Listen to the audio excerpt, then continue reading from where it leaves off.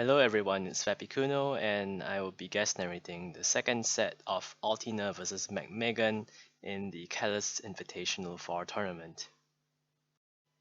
So to give you a better idea of the choices that each player made during the game, I'm going to show you their teams based on the information gathered through the same game, not through the players themselves.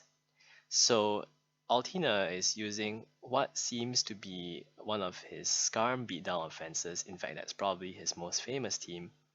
And that consists of mixed Salamence, offensive Snorlax, here it has Curse, Claydol, mixed Metagross, which most probably has Pursuit because of this Heracross at the back.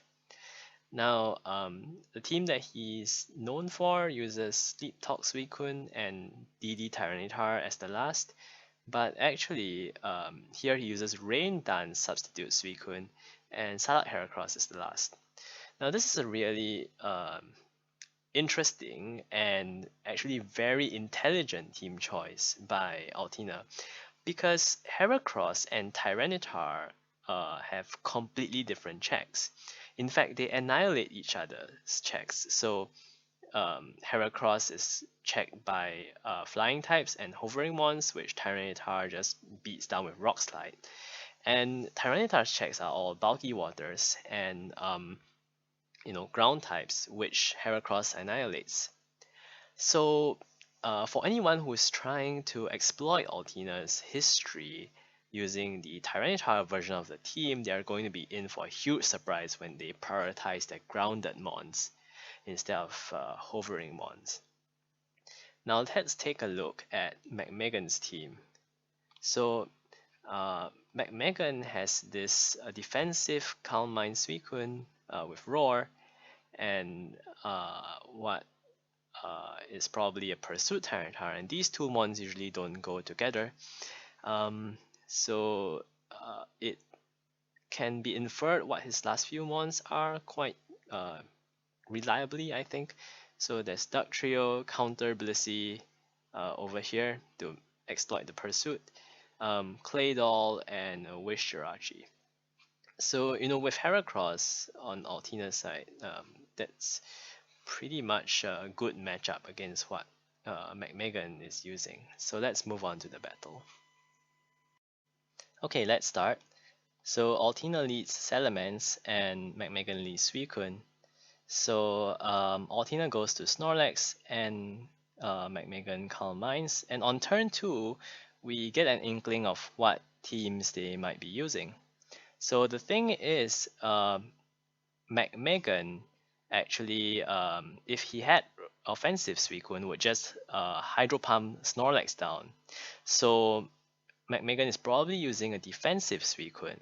And lead defensive Roar Suicune usually suggests that there is no strong immediate offensive presence on McMeghan's team.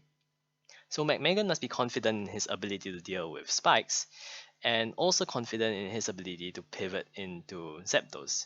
So you should expect McMeghan to have Claydol, or maybe rarely Starmie, and perhaps Blissey or Celebi. So on turn 3, on the expected Snorlax switch, McMeghan goes to Tyranitar, and defensive Kun plus Tyranitar is not common at all. So Altina has to make a far-sighted decision here, because his team is neither sturdy to physical nor special Tyranitar if he doesn't know Tyranitar's set. So if you look at McMeghan's team, I said there's Suicune, Tyranitar, what looks to be Claydol, and Blissey or Celebi. And Claydol as the sole rock resist on this team is unlikely, because Suicune isn't healthy in the presence of sand. And because this is probably not looking to be an offensive team, it can't so easily forego rock resist. So one possibility is that McMeghan could have Salamence behind. Or another possibility is that McMeghan has Duck Trio to deal with Tyranitar. So that's on the physical side of things. And on the special side of things, now because you have Sand, it's quite unlikely that McMeghan has Snorlax, but instead has Blissey or Celebi. So it reinforces the idea. So Altina has to be really conscious here um, at what he thinks McMeghan's last two mons are. The best bet for Altina is to see a Duck Trio for the Hera sweep and the worst Salamence. I would be betting that it's a Duck Trio team here because Suicune, Claydol, and Duck Trio is a common stall core, and Duck Trio is all the more appreciated with Sand wearing out Suicune, protecting Suicune. Um, Duck Trio protecting Suicune. So that's a very strong synergy, but we're not ruling out other things like Skarmory, which may come with Duck Trio, or say Salamence plus Magneton, which is less common in the non-lead position. One thing I think I can be relatively sure about though is that McMeghan does not have Gengar, because it's very hard to fit Gengar on a stall team without spikes, but if you have spikes, uh, then it seems like McMeghan's team is not going to be very robust to rock types. Um, I guess I mean it's possible, with just only Claydol as a rock resist and um, Skarmory plus Suicune as uh, pseudo rock resist because of their high defensive stats. Yeah, but I think it's unlikely. So on turn 4, let's see.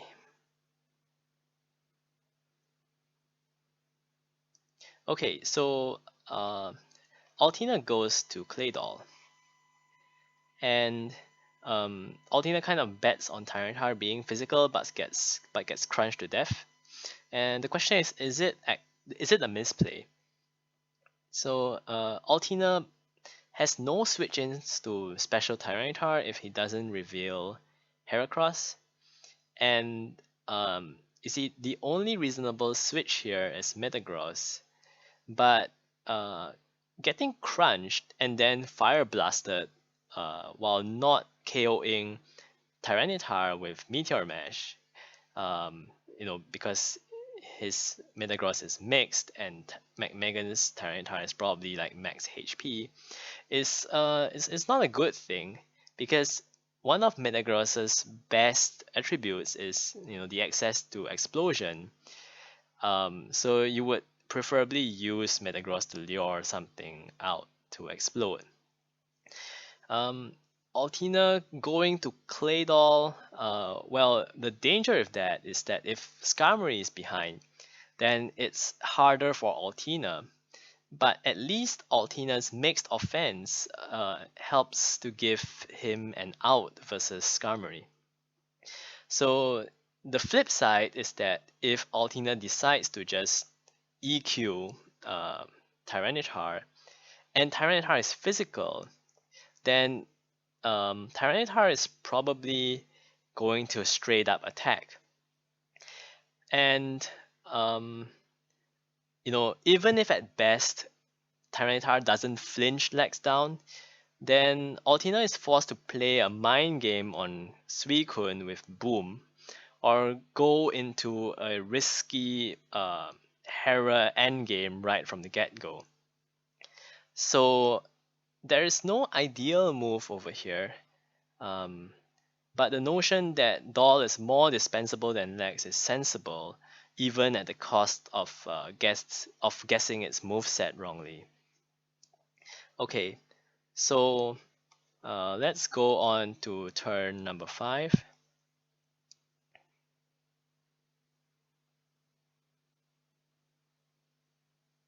Okay, so on turn 5, we finally see something that deviates from the norm. So the traditional men's Curse Lex Doll lineup looks like McDoll, and perhaps a more standard option would be to use Protect Metagross, for example. But Altina uses Psychic, which could mean a few things. One, it's highly possible that Metagross has pursuit, and uh, with pursuit comes the possibility of Earthquake Snorlax. It could still be a relatively slow-paced team um, if Metagross is defensive, but it could also be an offensive, signifying stuff at the back that doesn't like Gengar, such as Heracross, Breloom, or even Gyarados. But here, Altina is known for running these Skarm beatdown teams with Restalk, Kun, and Digitar at the back. So, to be honest, if I had not seen that version of the team, I might have well expected Heracross, something like a Noi2 blue offense with a Curse Boom Legs to remove Tyranitar. But I think McMeghan kind of assumes that, as you will see later on, that it's a Restalk Kun at the back. So here, Altina explodes Suicune, and the question is, could McMeghan have avoided that? Is that the best play? So let's take a look at some of Altina's options, right? Altina could Psychic the Kun into rest range, or Altina could go to Snorlax, go to Salamence, or Boom, just as he did. Now, one mid ground is Claydol, because Altina is most likely not using spikes. If Altina had Cloyster, it would have come in on Suicune. If Altina had Skarm, it's very unlikely because Skarm Lex isn't a thing. But Claydol might be actually better than Suicune at tanking Dragon Dance Tyranitar, and if it has Explosion, then that's in favor of keeping Claydol too. An explosion can be quite likely if the accompanying Blissey has aromatherapy for Claydol and Jirachi. So another possible mid ground is going to Jirachi and then double switching to Tyranitar. But getting Rachi accidentally chipped might be really bad for a sweep, because Wish CM Jirachi needs to be able to tank hits for 2 turns before it heals, so any chip damage is just really bad, and it's a hard decision for McMeghan, but based on understanding Altina's history, assuming this is a sand offense and not a stall build, McMeghan justifiably let Suicune go. But this is step 1 in enabling Altina's Rain Dance Suicune. As a minor point, through Metagross's speed, McMeghan learns that Altina is probably running an offensive team, so this cements the idea that Altina is using his Skarm beatdown. Let's go on to turn 7. So McMeghan brings in Tyranitar and Altina brings in Snorlax, and they decide to trade. Okay, so the Snorlax is actually a natural choice for Altina because he wants to lure Tyranitar so that he can remove Sand later on.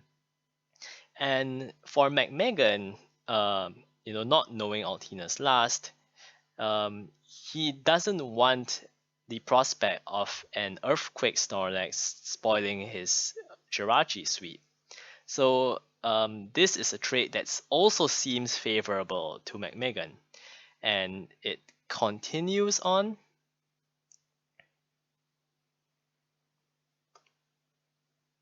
So the fact that McMeghan has stayed in with Tyranitar to crunch Snorlax is further indication that McMeghan doesn't have Skarmory.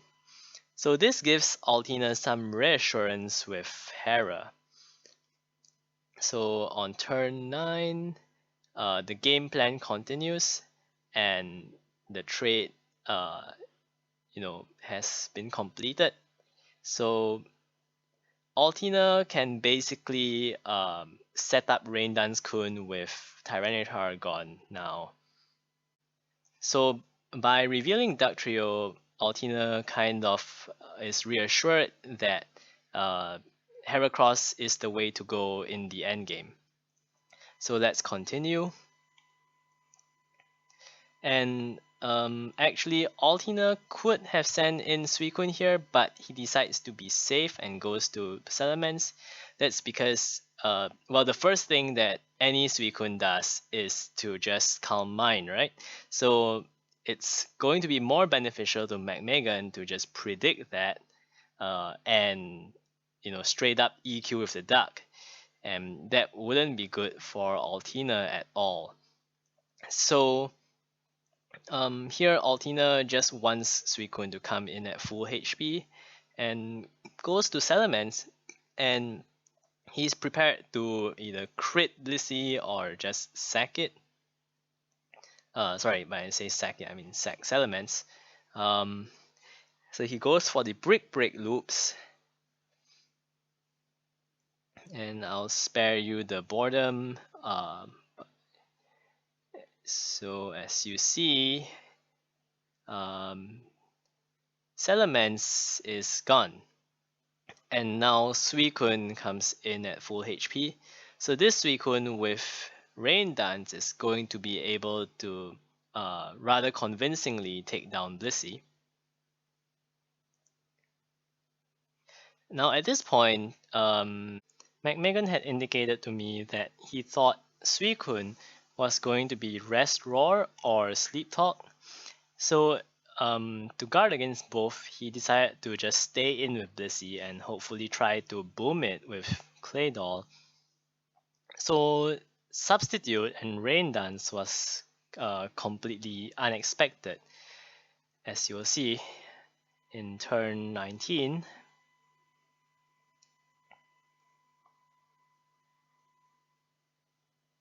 And now the question is, what should McMeghan do next? I would have thought that the best option would be to go to Jirachi and try to do a Calm Mind War with Suicune, because Jirachi also guards against Heracross after a Calm Mind, and Jirachi can heal, so I felt that was probably the way to deal with Suicune. But it turns out that upon doing the calculation, I realized that Psychic does not necessarily break Suicune's up. And you see, if Jirachi had Thunderbolt, it would be a lot easier. But I suspect over here McMeghan actually had Fire Punch. So the best way for McMeghan to deal with this would have just been to stay in with Blissey. Because, well, not breaking sub is one thing, but Suicune's pressure also means that not breaking sub would result in Jirachi getting completely PP stalled. The other reason in favor of Blissey is that Suicune actually is unable to take down Blissey if it does not start off without Sand and with a turn ahead. So when I say a turn ahead, I mean something like Suicune substituting while Blissey uses a status move. So based on this, McMeghan knew that he was going to probably win the interaction against Suicune, and that's what he goes for. So you will see over here, I'm just going to cut to the chase, right?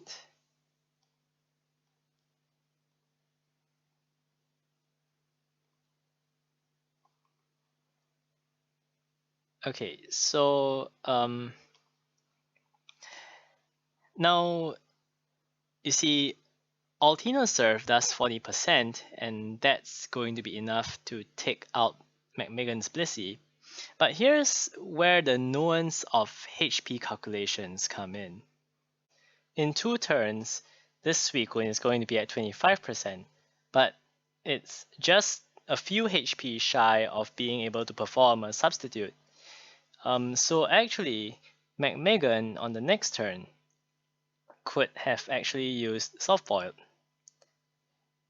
and still be able to KO Suicune with the next seismic toss.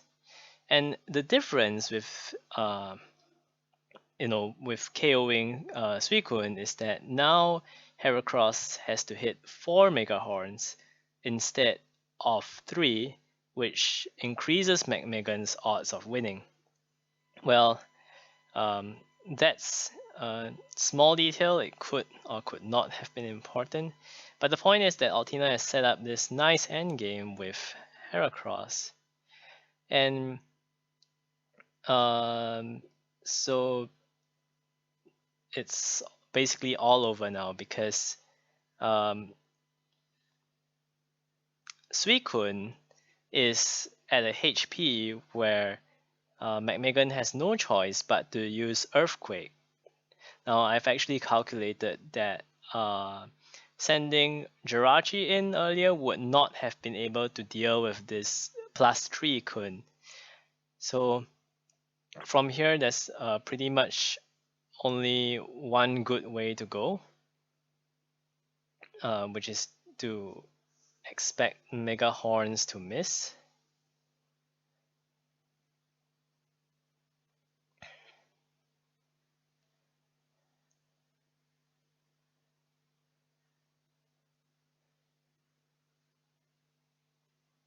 And well, Altina hits all the remaining Mega Horns and clinches the game. So I would say that Altina had a pretty good matchup here, and it didn't help that McMeghan was not expecting the substitute Suicune. So that was an enjoyable game, and let's move on to the third game in the next video.